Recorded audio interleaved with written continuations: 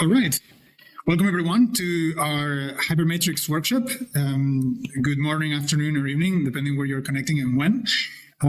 It's a pleasure for me to have Richard Kerner with us here in Paris. Hello, everybody. Victor Abramov, who's here in the Zoom meeting for later. Yes. Hi. Hello, Victor. So yes, I am very grateful for our host here in Paris, Richard, and obviously to Liubov that has put a lot of work to have this room ready and everything to finally have this Hypermatrix workshop in person. So for all of you, those of you who don't know, last year we ran this purely online as part of the Wolfram Institute. So for those of you who don't know, the Wolfram Institute is a relatively new institution that has been started next to or adjacent to the science efforts of Stephen Wolfram and all the projects that have been done relating to this hypergraph rewriting systems and the sort of universe models that Stephen Wolfram was exploring with other collaborators a couple of years ago. And so we are now in the process of launching several research programs and continuing several research programs. And this is one of the efforts. So one of the research programs that I am involved with has to do with hypergraphs and adjacency information of hypergraphs and this connected to hypermatrices. So we thought, let's bring the world experts on hypergraphs, tensors, higher order structures, higher arity structures and algebras together and have a discussion and a sort of presentation. So here we are. So without further ado, I'm just going to give way to Richard, and we're going to hear from him about ternary and symmetry graded algebras. Thank you, Luba, and thank Carlos for having me here, and it's really a pleasure, and probably it will develop in something else, maybe more, even more wide and popular, we'll speak. So, as you see, the title is Ternary Z3 graded algebras. So the main goal is n-ary structures, but let's start modestly with binary and then ternary. It's already a step forward, so let's go. So just to start with, this Z3 graded binary and ternary algebras were investigated in papers written in common with Victor Abramov, Andrzej Borowicz, Bertrand Leroy, and Nadezhda Bazunova. And most of the results concerning n-ary algebras were elaborated in '96 with Leonid Weinerman, and the generalized Z3 differential calculus was introduced in '91 and developed further with Michel Dubois-Violette and published in various papers. Of course, everything is in archive. So let me start with, very modestly, with a group of permutations or symmetric groups. Everybody knows it, but I like to start, kind of C-infinity, start with very smooth stuff. So the groups of permutations, Sn, they just consist of all permutations, and the dimension of such a group is n. Is the, how do you call it? Factorial. Factorial, thank you. But cyclic permutations of n elements form an n-dimensional subgroup of Sn denoted by Zn, which is, of course, abelian. And the first non-trivial group is S2 group, which contains only two elements, the identity, like every group has an identity, and the other element whose square, so to speak, iteration is an identity. So this is one cyclic permutation, and of course it is cyclic by definition, so S2 or Z2 are just the same. But this is no more true. Yeah, but let us speak about representations. The simplest representation of Z2 group is realized with action on complex numbers. And we have three different inversions that whose square is the identity element, each of them generating a different representation of Z2 in complex plane. So there's the first, which is called the sign inversion, but this is not, again, it can be on the complex plane, it can be conceived as inversion, but it can be also conceived as a rotation by 180 degrees, which is not the same from the point of view of calculus, because inversion cuts really into two, but then you can, if it is just rotation, then you can go, then you can cut out only the positive line, and you still are in the simply connected space. Whereas if, for example, for next complex conjugation, you exclude the real line in a sense. And then the combination of both, which is just complex conjugation and minus n. And of course, the fourth possibility is trivial representation. Everything is just, nothing moves, it's just the identity. So the problem is now, it's a little digression, is the covariance principle. That in order to adequately describe anything, you cannot stay with just collection of numbers. Collection of numbers, if you don't know how to translate it to another observer, to someone else, or if you change the basis, then it means nothing, it's meaningless. So you have also to define the transformation group that tells you how to transform this collection of numbers. It can be just components of a vector or a spinor or something to another observer, and then it becomes a geometric object. So this is, for example, I will give you the example, is Lorentz group, which tells you how to change the coordinates and time of one observer to another Galilean observer. So we know that it's given by a linear transformation. If you have two Cartesian frames, two Galilean frames, so it is given, like you see, x mu gives you x mu tilde, which is a new collection of these four numbers, and they're related by an element of Lorentz group, which is here the vector representation, a 4x4 matrix, which acts on these coordinates. To be really strict, one should not use coordinates, but just differentials. Differentials are really linear. Coordinates may be linear or not. So, in fact, just you should look at this, I'll change it. The differential should be. The differential, this for sure, they transform like this. The coordinates may be curvilinear, so but usually it's one of the things that are persistently presented in any textbook or something, but written like this, it is too restrictive because it restricts to Cartesian coordinates, but you can have other coordinates. But the differentials, they are always linear and they are always subject to linear transformations. Okay. And now, if you have a field, some other functions defined on this manifold, then you are asking yourself what the components of these functions will be seen, how they will be seen by another. And then you need the representation theory. So the chosen representation, you see, you have to decide phi tilde of x tilde is somehow related with phi of x, the previous one. How the observer in first reference frame sees the field.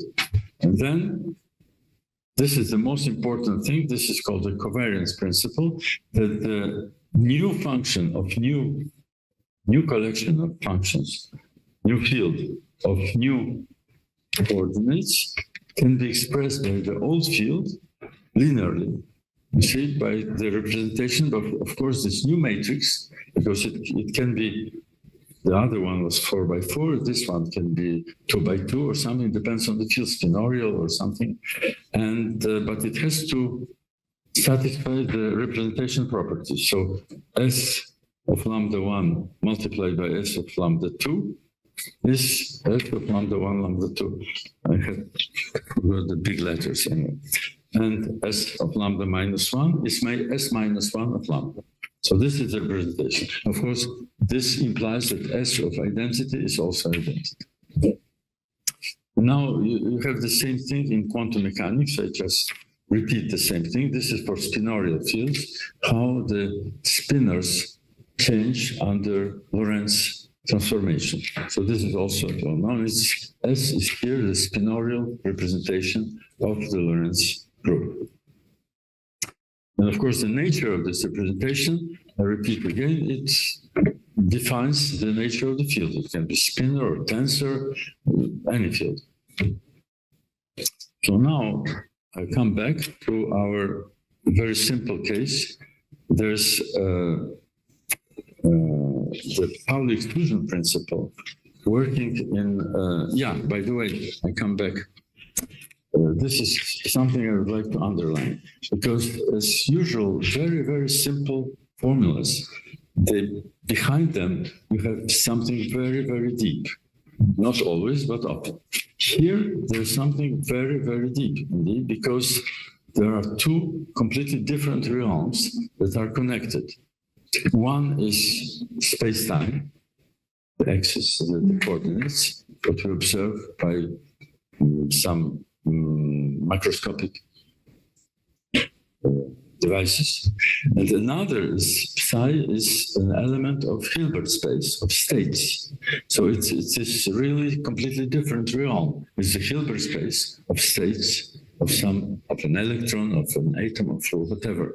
So you have the relationship between something that happens in space-time, macroscopically, and somehow it is related to what happens microscopically with the states in Hilbert space, which is not a space-time. It's something completely abstract. It is a space of states. So this is very, by the way, Einstein's equations have the same property. They relate matter, which is quantum, with space-time geometry, which is classical. So again, you have this thing very deep. This is the problem, and of course, to solve this, it is still unsolved. How to imagine quantum gravity. So in the Hilbert space, there's, for example, for spinors, for fermions, you have a very simple principle. You cannot have the same state with two electrons, for example. So this results in the anti-symmetry of the wave functions in the product of Hilbert spaces. You have two electrons, because they have spin, they have to have different spins. And the result on the wave function, which depends on two arguments, is that it must be anti-symmetric. So this means that in a Hilbert space of, say, electronic states, you have an anti-symmetric anti-symmetric form. Again, now we'll apply, if we apply the principle of covariance to this statement, then we say that if we change the basis in Hilbert space, this principle has to be seen exactly, it should be the same. And the new basis, what was anti-symmetric, should be anti-symmetric. But this means that if you change the basis with some 2x2 matrix, complex matrix, the new, as you see, epsilon alpha prime beta prime has to be exactly the same as epsilon. This is just the anti-symmetric form. So you see the equation, it's very simple. But if you look at what it tells you about this transformation, then you see that we write it down. For example, we choose and then you see that this means that the determinant of this 2x2 matrix, complex matrix, is 1. So, okay, I have a 2x2 complex matrix, which means that it is equivalent to 4 complex numbers or 8 real parameters. Now, how many real conditions do I have? But it's not symmetric. No, this equation. This is a condition, the unimodularity. 16? No, there's only one equation. Oh, 2. 2, because 1 is a real number, yes. So the complex part is 0. So you have 2 real conditions on 8 numbers. What is left? 6. 6 is the dimension of SL2C group. Then you discover that the C algebra is the Lorentz algebra. It's the same. So the Lorentz group is already present in electron states because of this covariant principle in Hilbert space. And then it is probably took up to our realm, and we observe, because if electrons are changed like this. The photons have to change like this too, and everything. So what is, we have the imprint of this, and we see whatever we observe with photons, we see always the same Lorentz group. Okay, so the covariance, now I come back to our problems, very simple ones. Covariance principle can be formulated in discrete case of permutation groups too. So for example, let us start with Z2. Consider the mapping of two indices into complex numbers. So our mapping is now not from space-time to some Hilbert space, but it's much simpler. It is the space of two indices into complex numbers. So it's like a matrix of two-valence or two-valence complete valued tensor.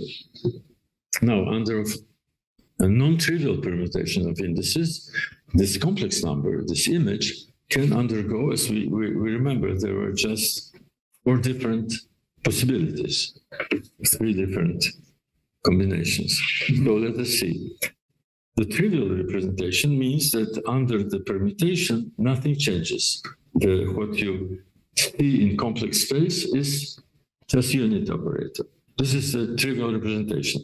But this defines symmetric forms. SBA equals SAB.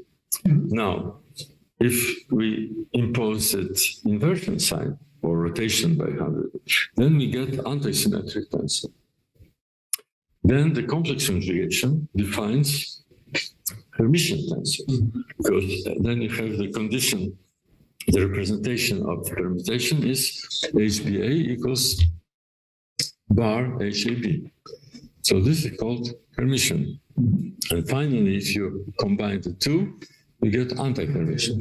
So due to this unique separation into irreducible representation of a Z2, we get the irreducible separation of space of two forms into this different.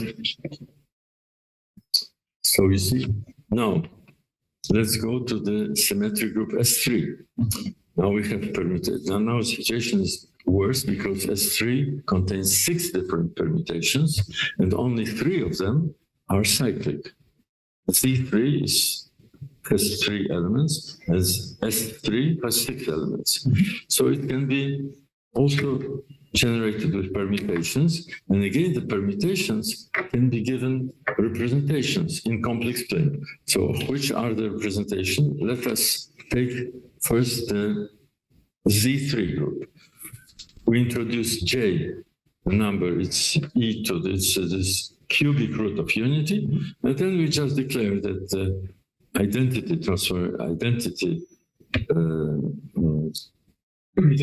permutation is 1. The first permutation, cyclic, will be given by J and another by J squared. By the way, we could have chosen the other way around. So one is turning in one way and another turning the other way around. Why not? You have 2 different representations.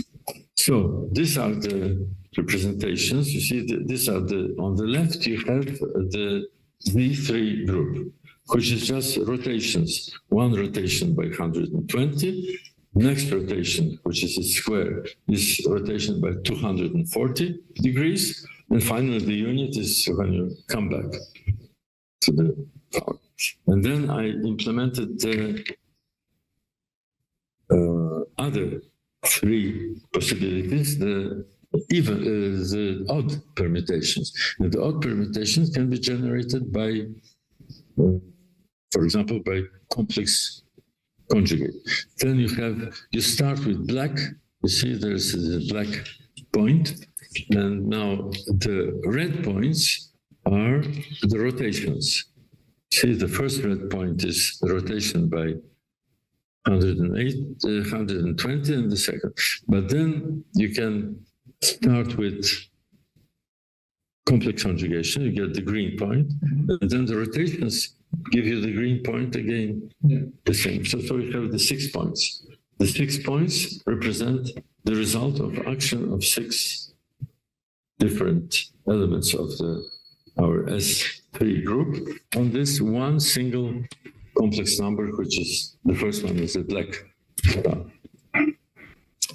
So again, the odd permutations, here I give the definition, and of course we can give them some names. The complex conjugation is the bar, and then the other two are hat and star, okay? And then you have this combination. The whole thing can be generated by two elements. One is complex conjugation, another is rotation by 100. And then you combine and you get everything. So here is the multiplication table. And you just need to multiply. That's complex number. Multiply the complex numbers, or act with this is conjugation. So you have, but conjugation, you have three different conjugations now. One is in the X, another is in the J, and the third one is in J squared. So this image of the two images of conjugation, which are obtained by the rotation. These are basically the dihedral group. Yeah. And then you have you can observe that only Z3 subgroup is abelian, because if you look at this sub matrix, they're symmetric, but the whole matrix, the entire matrix, is not symmetric. It's non-abelian. So it's interesting.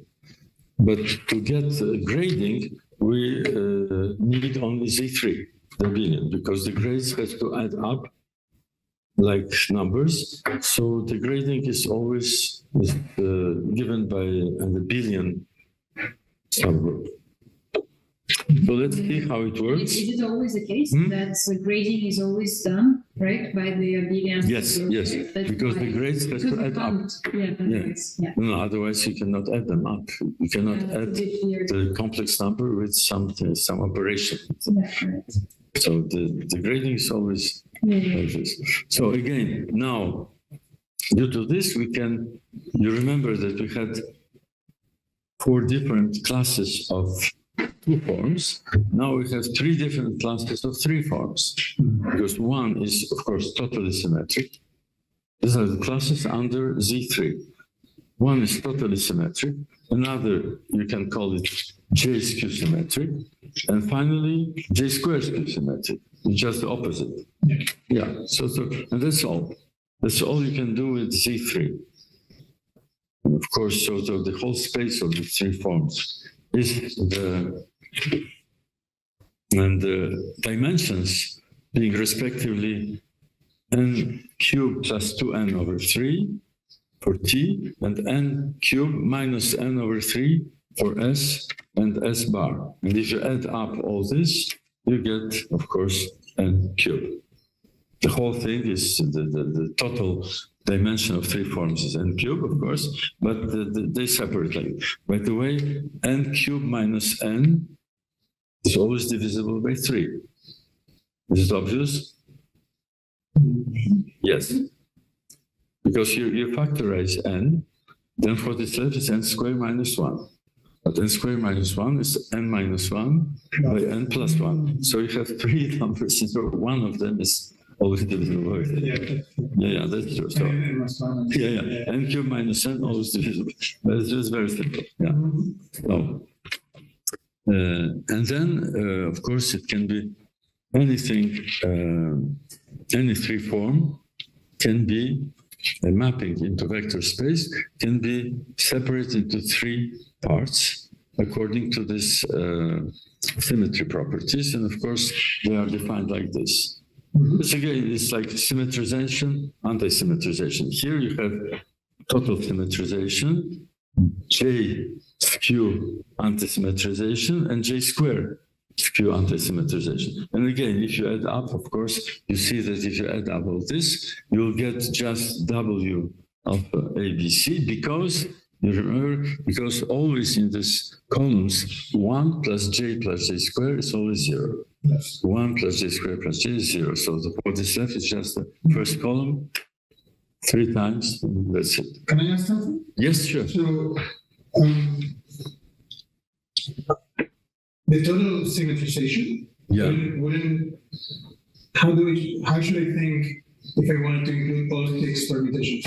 And because in the step 2 grading, typically you have 6 terms and you just then we have to use V6 grading because V2. Now here we have only cyclic permutation. This is only cyclic, right? Yeah.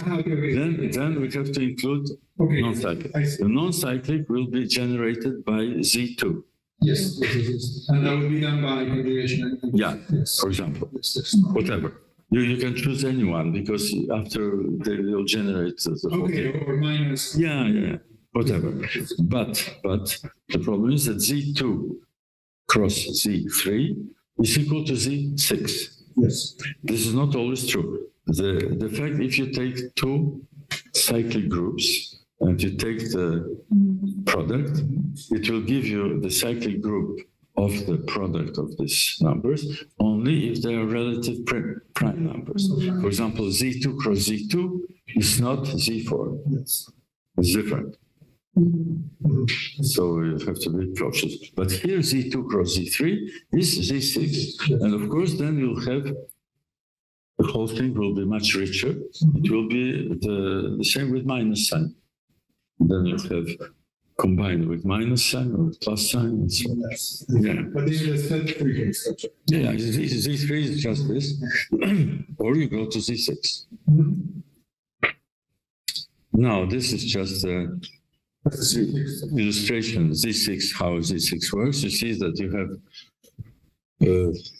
the minus J square can be identified with the generator of Z6, which is the rotation by 60 degrees. And then you get all these numbers. And of course, we can attribute colors, but that will work with Liubov. It's different thing. And that's great because that effectively,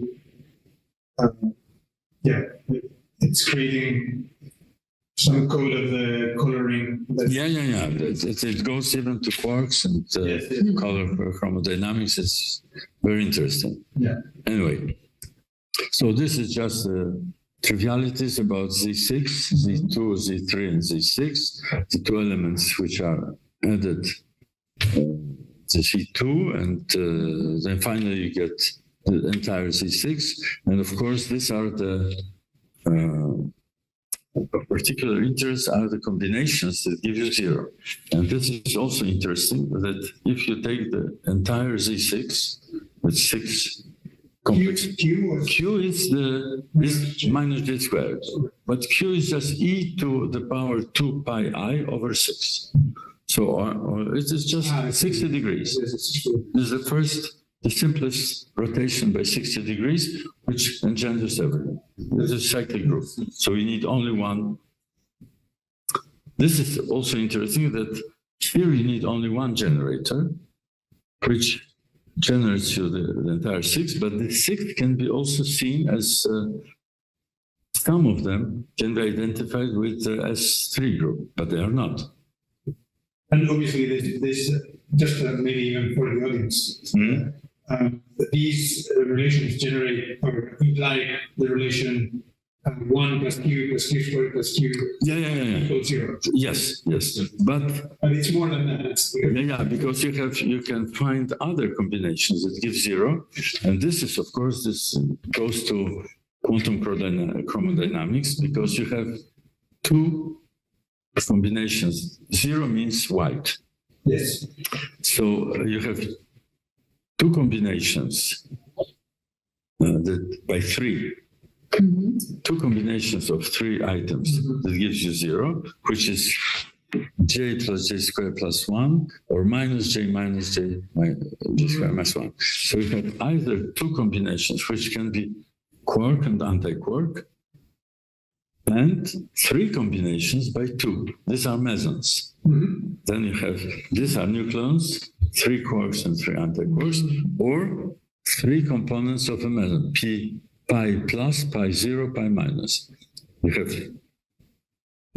3 different combinations by 2.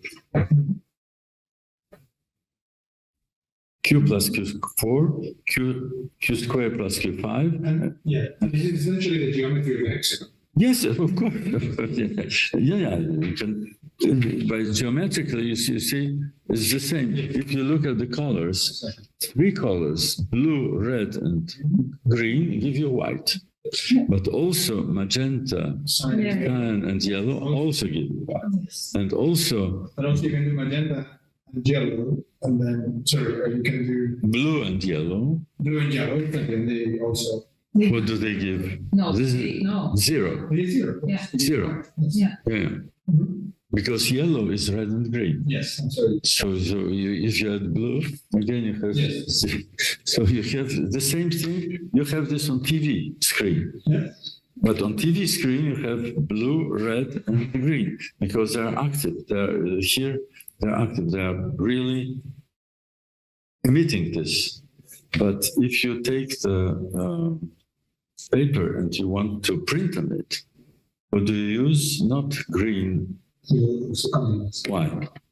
They are... But you are subtracting, because you have white, and you have to subtract 1, and then you get... If you subtract, for example, if you subtract red, you get blue and green, which is cyan. Color algebra. That's exactly the same. So you have the color algebra which is complementary colors on printer and real color. But why do we call it real?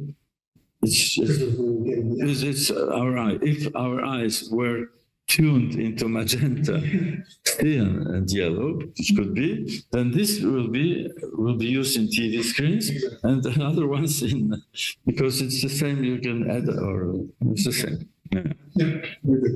Yeah. So now we come to matrices. How to translate it into matrices? Because if you have 2 forms and 3 forms, again, maybe we'll have to add them up or multiply, or what can be done.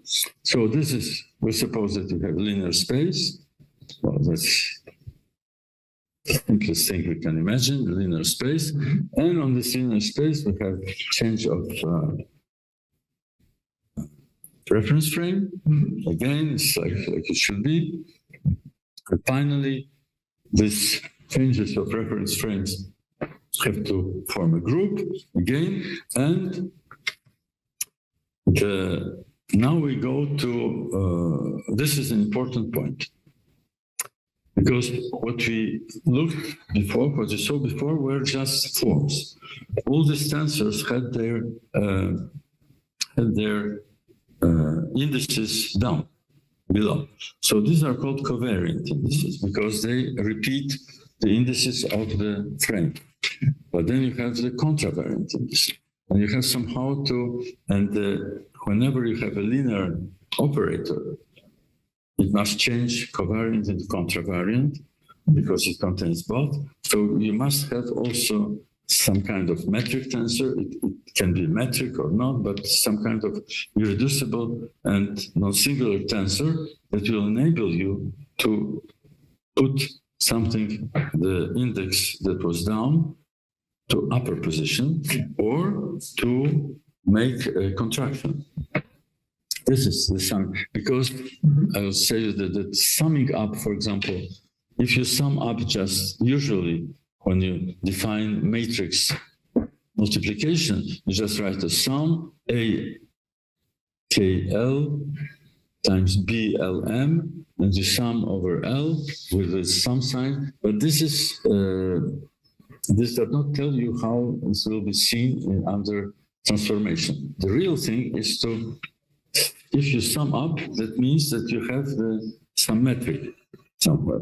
This is how we should read for example, if you have 2 matrices, call them 2 forms, two forms, if you want to multiply them, that means that you're summing the second index of the first one with the first index of the second one, means that you have behind, you have the delta or metric or whatever, how you call it, and that is how you, and then it's easy to see how to define a multiplication, ternary multiplication of three forms, again with this rule. And extending this rule means the first rule was reading the second index of the first one with the first index of the second one. So we maintain this, but now the second index of the first form will be with the first index of the second, the third index of the first with first index of the third, and the third index of the second with the second index of the third. And then what is left, again, you have only three. So this is correct, because now this makes sense in any reference frame. You know how they change. The matrices of transformation, they will transform, and under transformation, what was the product of three will remain the product of the same three. The transformed product will be the products of transformed things. This is guaranteed. This, yeah. In the presence of our metric. Yeah. Yes. But there's not only metric, for example. You can have in 3 dimensions, there's not only metric, but also, I forgot. Anyway. In 3 dimensions, for example, you have a 3 form, a totally antisymmetric 3 form that is, in fact, it's the volume element. With this 3 form, again, you can, first of all, you can ask yourself, I'll take 3 such 3 forms and I multiply them, produce a ternary. I'm sorry, this KP should be, well, sorry, I will correct it. And then you see that somehow this algebra is very simple. The ternary product of these epsilons, of these 3 forms, gives the same 3 form with minus sign. So produces. You mean the second equation? The second equation. Mm-hmm. Yeah, if you apply the same rule. The same rule as we take the rule with, here I mean, put delta instead of G, just the simplest metric. So this is the result. But there's another. You see, if you want to get a 3 form out of 3 forms, so you have 9 indices. The 3 forms have 9 indices. So you have to somehow to saturate 6 indices instead and be left with 3. So here we saturate them 3 times 2, 2, and 2. We saturate it with delta. But there's another possibility to saturate with 2 times 3. I can put out 6 indices, either with 3 symmetric forms or with 2 antisymmetric forms, with other epsilons. Without epsilon? The last line. Yeah. Again, if you saturate with 2 epsilons. So the last one is second IMP. Again, I want to leave the first index of the first one, the second index of the second one, and the third index of the, first index.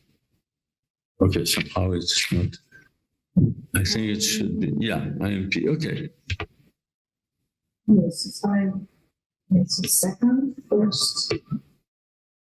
I should have used epsilon RSP. I think the typo is in the first epsilon, right? In the right-hand side. Yeah. It's already the first epsilon with the lower indices. That says epsilon IJK. I thought it was a No. No, this one. IMP. So everything should be saturated. IMP is what remains. Yeah. That is correct. But in the JK after I, in the third epsilon, in the expression, that should be. K is saturated, N is saturated, S is saturated, J is saturated. But how N is? N is straight because of No, everything is saturated. I think maybe P and S need to be Yeah, you can. permitted. Yes, if you want to have some logic in it. Yes. No, I agree. It's correctly saturated. No, the saturation is correct, but probably I made a typo because if I want to have a logic, I have probably to make a cyclic permutation, so to have some symmetry. Yeah, but anyway, if you compute it, it gives zero. Yeah, it's zero. It's nilpotent. So I don't know what it means, but apparently for this antisymmetric form, you have only one possibility of non-trivial ternary multiplication, which is with deltas, not with epsilon. But the epsilon tends to give zero. When you put it in this. No, it tends to give zero if it is applied to epsilons. Yes. But if it is anything. No, of course. Yeah, we don't know. Of course. No, I mean the epsilon. Yeah, epsilon is nilpotent. Yeah. Absolutely. So now another way to ternary structure is to generalize the Lie algebra, the commutator. So the commutator, as you know, it's just if you just take any associative algebra, you get xy minus yx, you call it commutator, and of course, by definition, it satisfies the Jacobi identity. By the way, there is a general definition of the algebra is just antisymmetric multiplication and Jacobi identity. And there is a very famous Ados theorem, which tells you that any such algebra, any Lie algebra, can be embedded into associative algebra, and then you'll have the commutator will replace the antisymmetric multiplication. But the price to pay is that this algebra, which is called enveloping algebra, its dimension is higher than the dimension of the Lie group. Yes. This is the price to pay. And we'll see that the same applies to ternary things. So, for example, we have what is the ternary generalization? It's, of course, again, instead of commutator, we will define ternary commutator. xyz plus jyzx plus j squared zxy. Of course, again, we could go further and define z6, but I have no time to expose all this. So this thing. By the way, it's also interesting that if the algebra is unital, this ternary commutators, they contain as a subset ordinary commutators. If you take the ternary commutator of x1 and I and y, one being the neutral element, not all the algebras have neutral elements, for example, the algebra has not. So far, I'm just thinking of x and y being elements of an associative algebra. Yeah, here it's associative. Okay, interesting. So if it's also unital, then it contains the actual binary commutators. Yeah, by definition, because j plus a squared is minus 1, and it is associative, and the one commutes with everything. It's just that it contains all the algebras, but the price to pay is to introduce the neutral element. So again, it's a way to see that it's not that exotic as one could think. It is exotic, of course, but if you can, there is a kind of pathway to ordinary, to familiar things. Although in this exotic algebra, we couldn't find something like Jacobi identity. It didn't work. Sorry, can we go back to that? Yeah. You said that you tried to search for a Jacobi identity. And you couldn't find. Well, my students, with whom we worked, and with Victor, and that was in the late 90s, he found with 40 items. Wow. Yeah, which is better than 120. But still it is, let's say... It was numerical when you found it. Yeah, symbolic. Symbolic. But 40 is... what was 40 terms? What was it? I don't remember. Just looking. You found a combination that satisfies Jacobi. Yeah. No, but here you have to take Jacobi's from 2 to 3. If you have a commutator between two things, you iterate it, and then you have 3. And the combination of these 3, because normally there are 6 different combinations. So the Jacobian and the 6 different combinations, if you take all permutations, there's 0, obviously, because there's anti-symmetry. So this is not interesting. So the Jacobian identity tells you that you don't need to have 6, which is trivial, but divide it by 2 and you get 3 combinations, cyclic. Okay, interesting. This is, Jacobian. For me, Jacobian identity means self-derivation. Yeah, of course. Yeah. But then you couldn't find in this, right? No. Of course, it is behind. Okay. If you write the Jacobian, in a proper way, you see that it's derivation. Yes, no. The thing is that you say that you couldn't find that with this problem. No. So, but because it is, look how it works. If you have the ternary commutator, then the next step is you have to add up 2 new elements. Yes. So you have 5. Yeah. Now, all permutations of 5 is 120. And of course, if you have the sum of this... Actually, you were saying better than 100. The sum of this 120 obviously is 0, because you have this, if you make a combination, that's like with Jacobi. If you take the 6 ones, the symmetry of the skew symmetry gives you... But 120, we know that 120 will give you 0, because you have always j with 1, with j squared, and they will eat each other. Yes. But this is trivial. Yes. But we hope that, so in some sense there's a logic. Jacobi identity reduced 6 to 3, dividing by 2. What our student found is dividing 120 by 3. 40. So there's the combination of 40 that is 0. You don't need to have 120.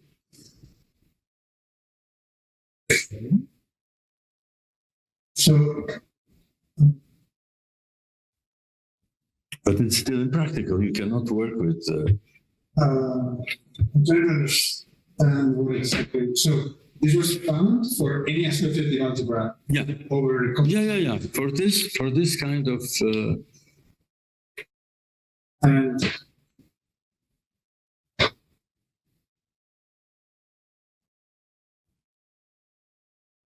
No, Jacobi identity just divided by 2. So instead of having the S3, you have S Z3. Yeah. So here probably what he found was, I can't remember, because we couldn't even have it, even if you have it printed out, you can't really understand. Well, if it is divided by 3, dividing by 3 means that instead of having Z5, S5, somehow. But is it still true? Because the question to me is, does the commutator bracket, which is a ternary operation, does that satisfy the Jacobian identity exclusively? If you write the Jacobian identity, the ternary Jacobian identity, does it satisfy it? You mean there's 40 things? No. It's one single equation for the bracket. No. The ternary Jacobian, what would it mean? You have it means that I might write on the blackboard after. Well, okay, we'll discuss. Okay, good. Okay, so again, I'm coming back to this. For example, we saw how it works, but I'm not forced to have epsilon in any. Suppose I have this 3 form. For example, we'll see that there is a 3 form in complex space of 3 dimensions. So it's possible. So anyway, one can produce. Now we have, you see, the combinations. Now we have simple combinations. Let us ask question whether we can produce a 3 form out of 3 2 forms. Possible. if you have another contravariant 3 form.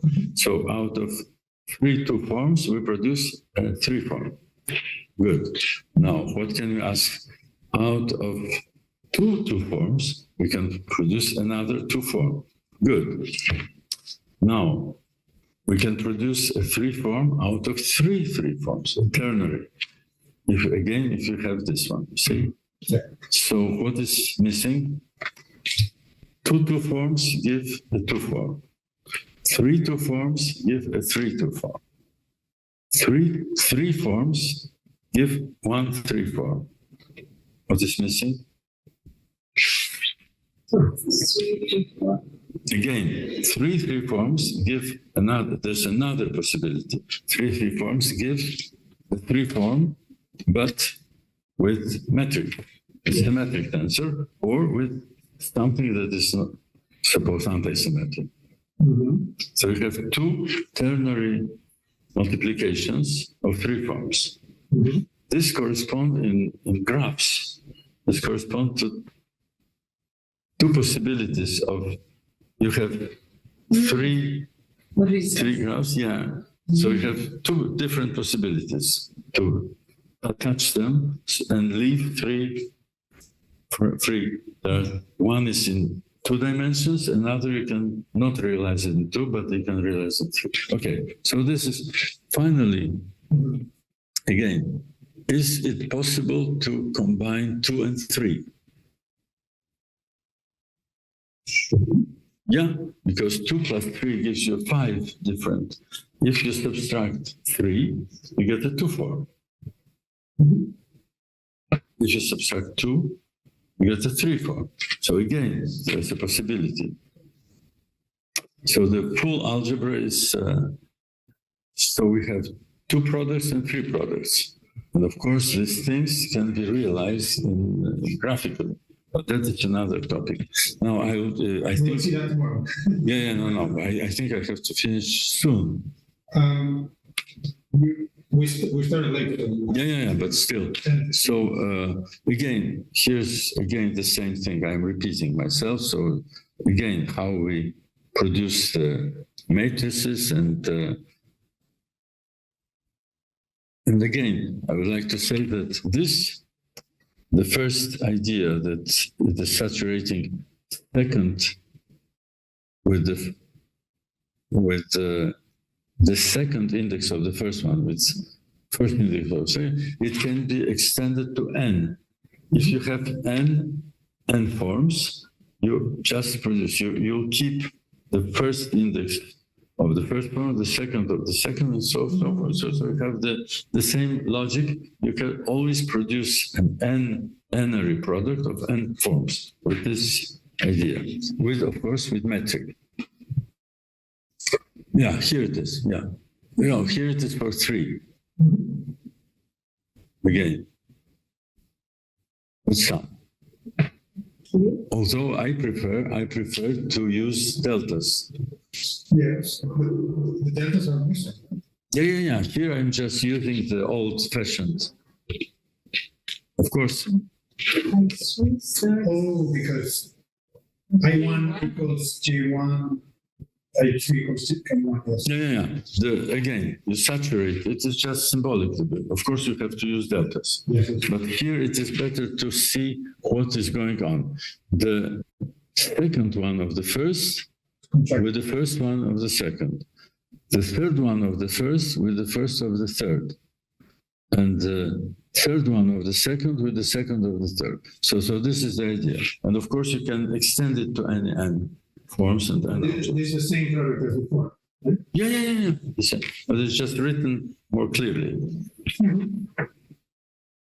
So now, ternary, I'd just like to say that ternary, of course, any ternary, not any, but ternary algebra can be obtained by iteration. If you have multiplication by 2, you just iterate it and iterate, and then you have 3. But I would like to say that ternary structures are, of course, richer than binary ones, and there are ternary. It's easy to see that there are ternary structures that exist that cannot be made by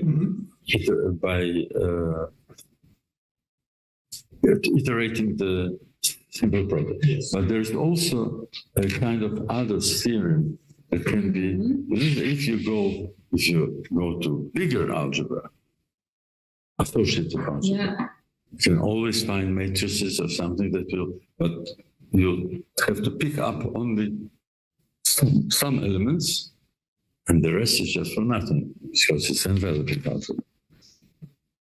So you see that if we suppose that the ternary M3 product is just iteration of binary, I just put it on the basis elements, that's enough.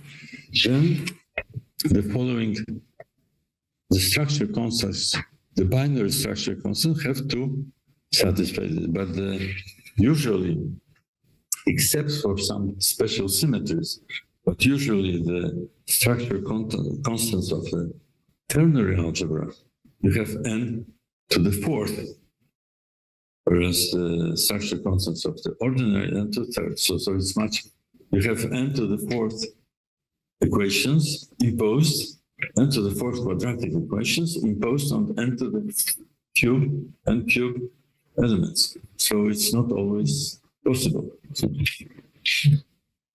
Now, the next thing I wanted to show is when it started that we can use the Z3 grading to produce an algebra, which is a generalization of Grassmann algebra. You see, you take three elements and say the cyclic permutation gives you J in front, and another cyclic permutation, J squared, and then you come back, and then you come back. And so this term actually would be binary for the Associative. Associative binary. Associative binary. Yeah. It's associative. But you impose such things, and of course it cannot be realized as matrices. Yeah. Because if you take the trace does not depend on the order. So the trace will be equal to the trace multiplied by J, equal to the same trace multiplied by J. That one is there.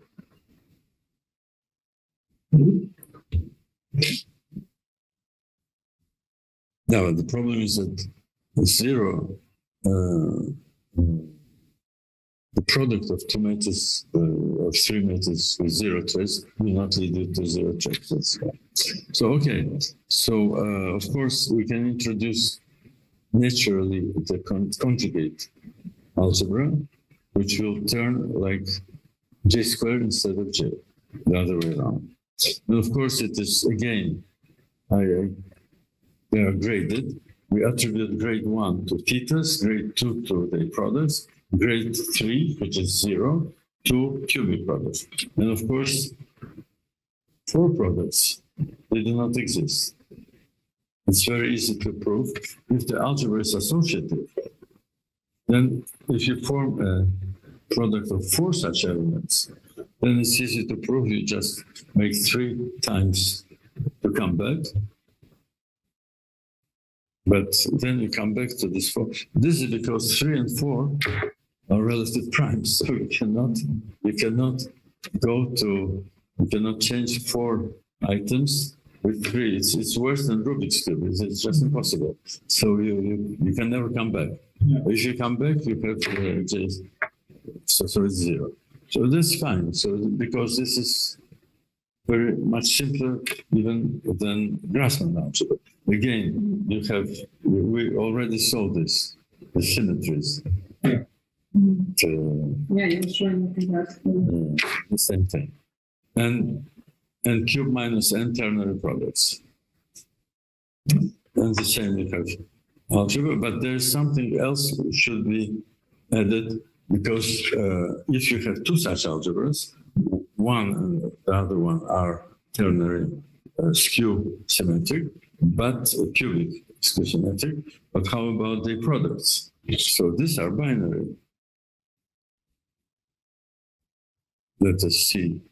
You see, these are again all products you can produced with all these possibilities of combinations. And this, of course, there will be 0. No, these are not 0 because they are conjugate ones. Oh, there's no- Yeah, the conjugate, the 3. So you can go up to 6. 3 non-conjugate ones and 3 conjugate ones. But what is interesting, you see, that if you impose now on these binary products, we have to invent some commutational relations. So this is what we impose with minus sign.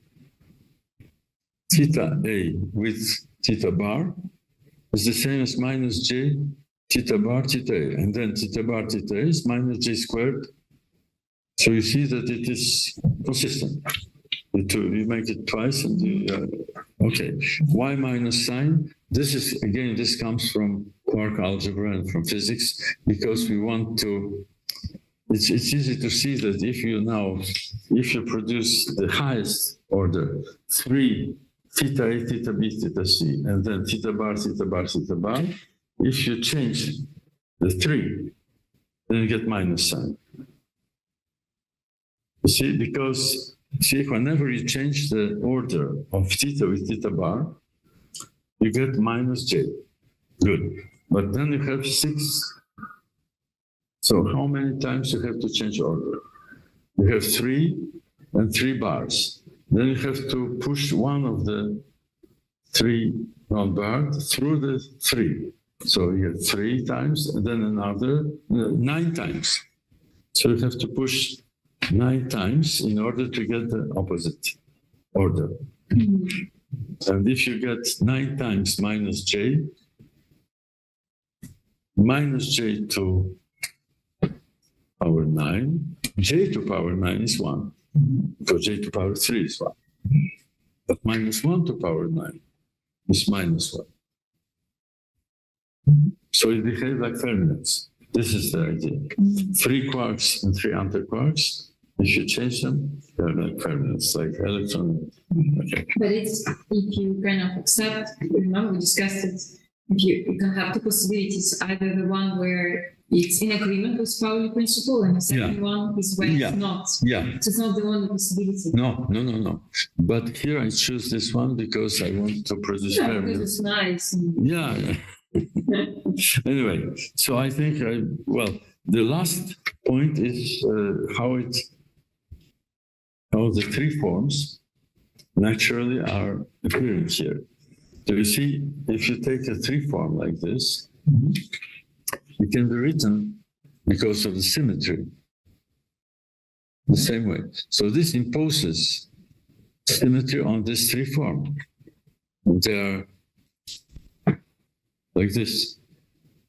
By the way, it's also interesting that you see the thetas, when you made a permutation ABC to BCA, but with upper indices, we suppose that there was a J. Now we have lower indices, and we see that it has to have J squared. This is what is called the covariant and contravariant. If lower indices turn with some matrix, the upper indices turn with opposite. But J squared is the opposite of J, because the product is 1. So this is why the symmetry is like this. And this, we produced a ternary multiplication and ternary algebra with these row matrices, which I skipped because the 2 generators.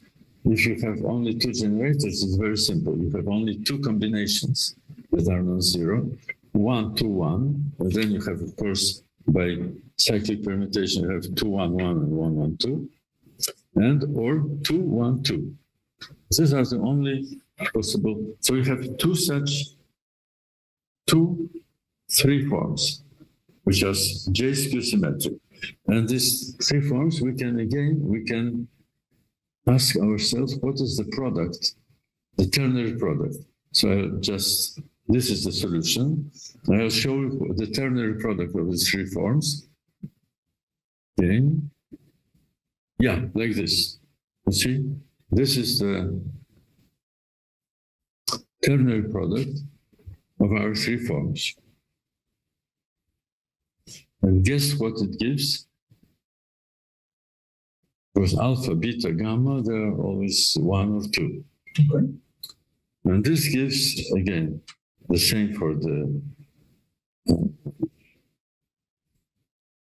Oh yeah, in order to get the required symmetry, we have to symmetrize this too, in order to make an algebra of. So we have to symmetrize it in order to get, again, the same kind of symmetry of indices. Now, once you get this, this is the algebra. Okay. 1 with 2 with 1. This cubic product gives minus 2, and 2, 1, 2 gives minus 1. And now the last thing, I will show you how the Ados theorem works, because these are not matrices, they are cubic forms. Yes. But we know that if we have an algebra big enough, this algebra is two-dimensional. There are two generators. But we have Pauli matrices, and we can define now, this is like in Ados theorem. We define the skew 3 product just like we defined before in associative algebra. And then we see that we get the associative algebra is the algebra of Pauli matrices, which is three-dimensional, not two-dimensional. And inside we get three possible choices of realizing the other one. 2 and 1, or 1 and 3. And is the why two choices? No, because I chose tau 1 and tau 2. I need There are no other ones. 1 with 3 or 2 with 3. 1 is 3, 2 is 3. They will give the same thing. Yes. Yeah. You pick. The problem is to pick up 2 generations out of 3. So again, the enveloping algebra is bigger. Then you pick up something, and it's of course it's possible that you have many choices.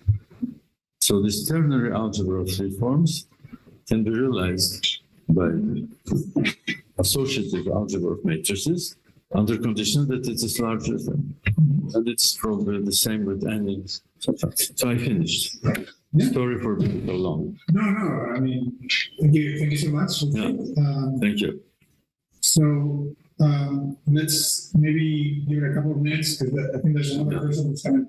Yeah. And but if there are any questions from people here, I have a few myself. So There were many questions during this.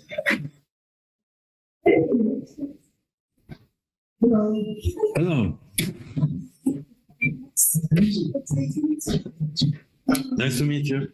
So I think we can post it because we are actually following the lights from the. So we'll see. So you can see your questions of the documents.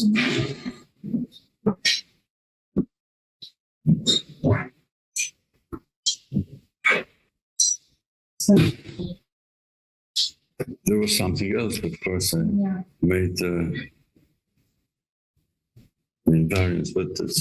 But you finished already? Yeah. No. I stop here because it's too much.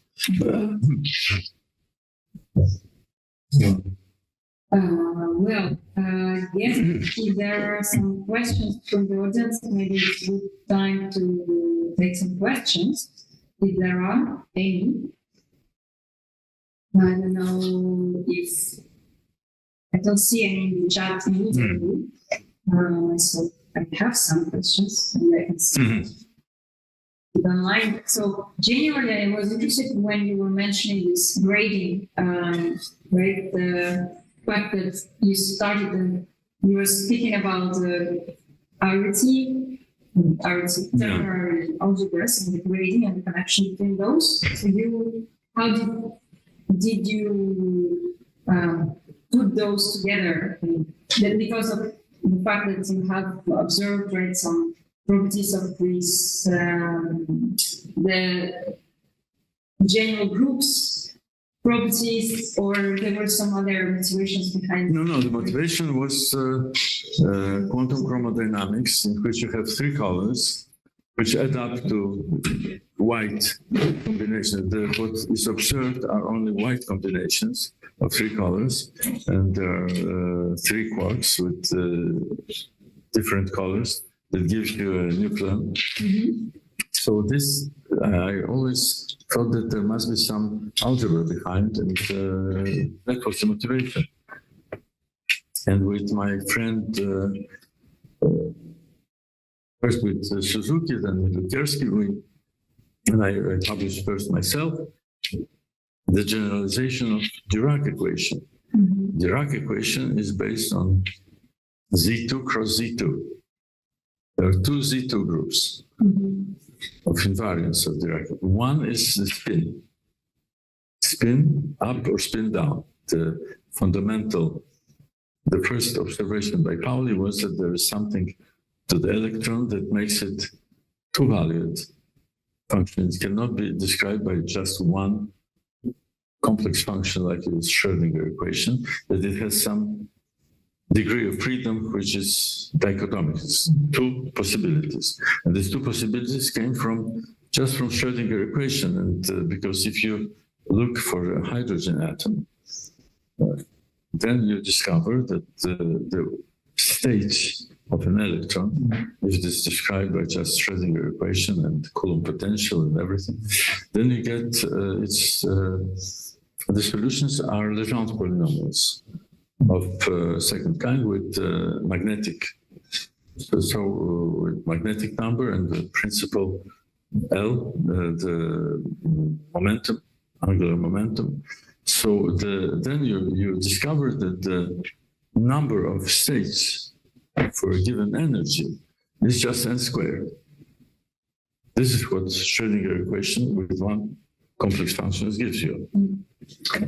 So the number of states should be 1 or 4 if you go to the energy. Second, third should give you 9 states. Fourth should give you 16 states, and so forth. But if you look at the periodic table, discover that it's not 1, 4, 9. No, the elements go 1. Instead of 1, you get 2. Hydrogen and helium. Then the first level is finished. Then the second level, you get 8. From lithium to neon. 8. And then you get 18. So it's not n squared, but twice n squared. That Pauli understood that this 2 comes from that any state of electron must have 2 possibilities. So this was spin up, spin down. So this is one Z2. And then what Dirac discovered, so in order to describe it, you have to have 2 component function. But then Dirac found that the really Lorentz invariant equation should be realized in 4, not 2, but 4. But why 4? Because to his great surprise, he describes that there's not only electron, but anti-electron. But he thought first that it was proton. Because you have particles with plus and minus. So there are 2 Z2. One is called charge conjugation. Another is spin conjugation. But finally, Dirac didn't know that the positron could exist. So he thought that the positive was... yeah, but later on, they discovered the positron. But proton was not good because the mass is almost 2,000 times bigger, so it cannot be the same pattern. So it's all fascinating how they thought about all these things. Yeah. So I wonder if Victor, Andres, Olga have any questions or comments? Oh, they know it by heart. So maybe I would ask my so tomorrow actually, because you did mention that there's these possibilities of products that can be defined from 3 forms. Yeah. And with the presence of a two form or a metric. Yeah.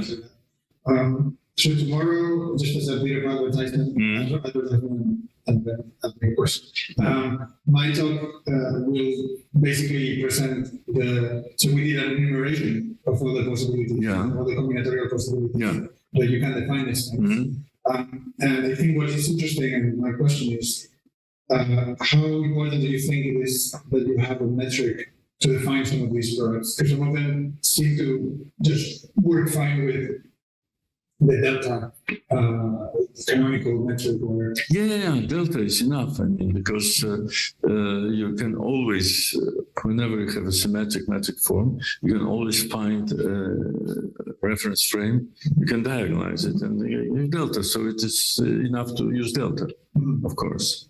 And because my point is that, and we were going to talk about this, especially on the Wednesday, where we. Josh will show about the Terry Messner product. So by the Terry Messner, actually, I think it was shown only a few weeks ago that it's equivalent to this product that you're introducing. The Kerner product. No, it's so trivial. It's trivial, I know, but so these things don't have names. So I call it the three-force product. If you know video games, it looks like the diagram looks like this Zelda video game symbol. But anyway, the contraction pattern is indeed one index in each of the forms is free, and the other two are contracted. So you can change that combinatorics, and you can, for example, have two indices of the same three form are free, and one index is contracted. So if you do that, then obviously the two indices have to be they are repeated but not summed. It's strange. But it gives you a well-defined array multiplication. But the problem, of course, is how to define it in terms of a matrix multiplication or a tensor. Or tensor. Because if you don't know how it transforms, usually it's you don't know what it is. Exactly. So I think that we have a lot of evidence that there is something there. But it seems that covariant contravariant multilinear algebra is insufficient to bring it out. Because it seems that it's something that you can clearly define, just write it down, and you can see the contraction with the pairwise contraction with the triple delta. So the diagonal. Yes. So you shift the burden to understanding the triple delta. And so have you thought about the triple delta? Not triple delta, no. There is something like triple thing with this skew product. I encountered it when we generalized, this is called nonions, the generalization of Clifford algebra. Then you have, it is another story. I didn't tell it here. Then you have cubic, again, Q1, Q2, Q3, the matrices, 3x3 matrices. You remake and then you get the structure constants. The structure constants are ternary. So you get something that looks like this triple delta, but it takes values not only in numbers 1 or j or j squared. So, but it might be different because one, not only 1 or minus 1 or plus or 0, but you can have also 1 j and j squared. And look at this, how it's, I don't know, because your matrices are complex too, or not? They can be. They can be. They can be. We only need to be on semi-group. So by the way, I hope you can hear me from the call. I think it was fine until now. We are going to have a longer break, so we will resume at the original time, which I think was 4. Okay, so actually only 25 minutes. It's nice. So yes, we will resume at 4. We're going to stay here in the room. We're going to discuss on the blackboard, get some tea or coffee or whatever. But and then we will be back for Victor's talk. Is it okay for you, Victor? Do you hear us? Victor? Well, I guess yes. I see that Olga is connected as well. That's We great. have Where's Olga? Olga is the. Yeah, but I can't see her. No, she is connected. just connected with the camera. That's great. I hope that is fine. And we'll all connect. James, can you hear us? Just to make sure that we are not talking about. No. Yeah. Yes. Yeah. Perfect. Okay, great. So yes, we will resume the top of the hour, wherever you are, your attention. Thanks very much, and thanks, Richard. Thank you. Thank you.